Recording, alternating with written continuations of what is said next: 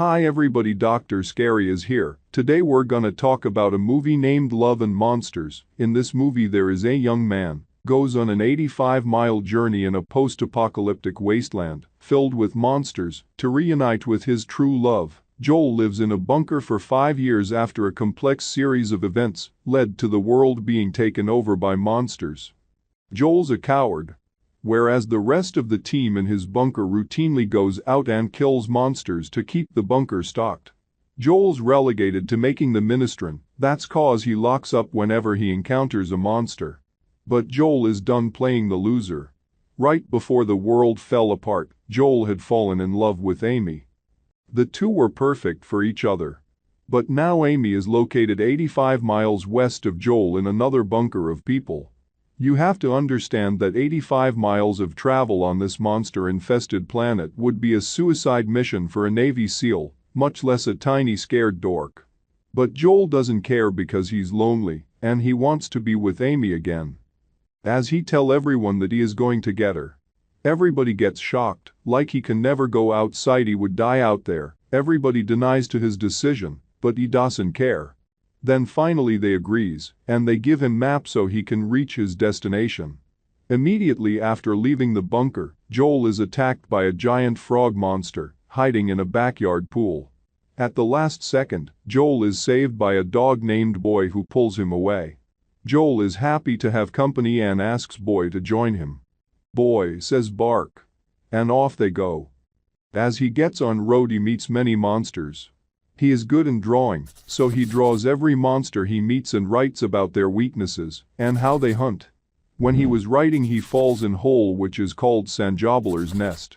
There he gets saved by an old man named Clyde and little girl named Minnow. The two are experts in monster survival since they live above ground. Eager to get some tips, Joel asks if he can join them for a while. They're reluctant, since Joel is basically a monster magnet, but figure he can stay with them until they turn north. There, a creature named Chumblers hears his scream and gets his scent.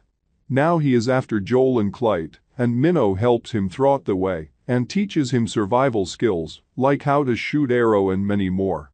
And not after a long walk, they meet a snail. It is the very big giant snail, on which Clyde throws the Joel's t-shirt, so as he goes around spread the scent of Joel, and Chumblers ain't gonna follow them. As they keep on going, they both start liking Joel. Clyde teaches him lessons to survive in this wasteland. And tells Joel about a monster which he has to avoid under any circumstances named Queen, which can track your every step and sound you make, and can rip you apart in second. Now they get separated, and Clyde gives him grenade in case if he needs it. Clyde tells Joel that he has survived this far from Fairfield, so it will be easy for him to survive another 30 miles.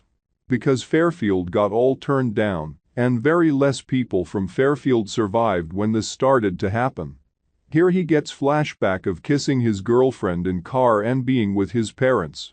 After walking a distance Joel gets attacked by long snake-like monster, but bigger, and as monster hits him, he again gets flashback of him in car with his parents, and car hits the tree and gets stuck, his mom telling him to run. He gets out and watches his parents getting crushed by big monster.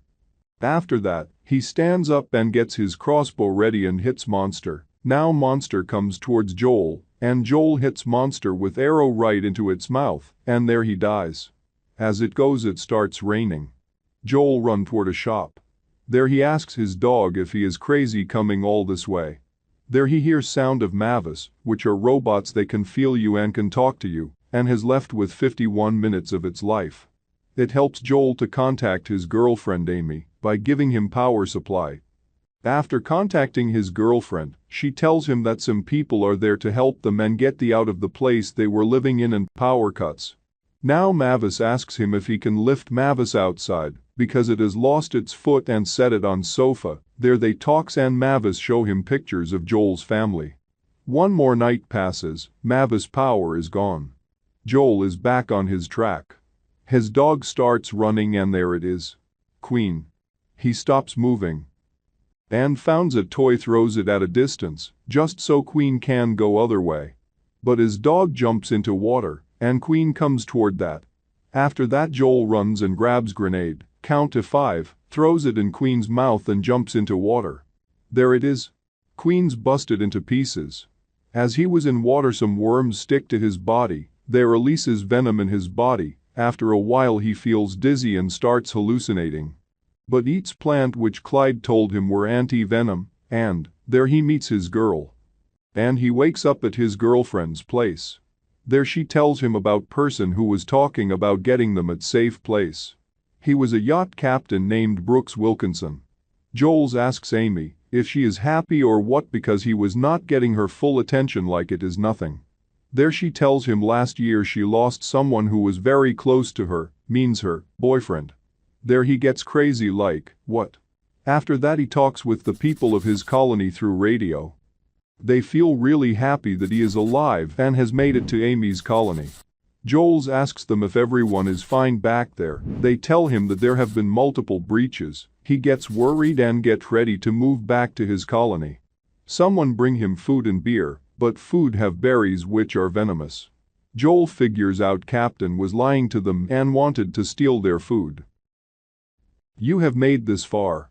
Then consider subscribing to my channel. He runs outside to warn everyone, but it was too late. Joel gets fist to face and faints. Wakes up, everyone is tight, and Captain has giant beast chained to its yacht. A giant crab. Captain gives shock to crab with some kind of gadgets and tries to hurt Joel and others, but Amy fight with Captain's people and Joel fights with crab. And anyhow he gets crab free from Captain's gadget. And Captain was back on its yacht, so crab leaves Joel and Amy and swim toward yacht and eats all of them Captain's people. Joel is ready to leave and Amy is in front of her, tells her about North, that is it's safe, and give her his book with all monsters. Now he goes to end and comes back and kisses Amy, then leaves. Reaches to his colony and gets everyone out of there to move toward North. Leaves inspiring messages on radio. To stand up and get out of underground to see beautiful world.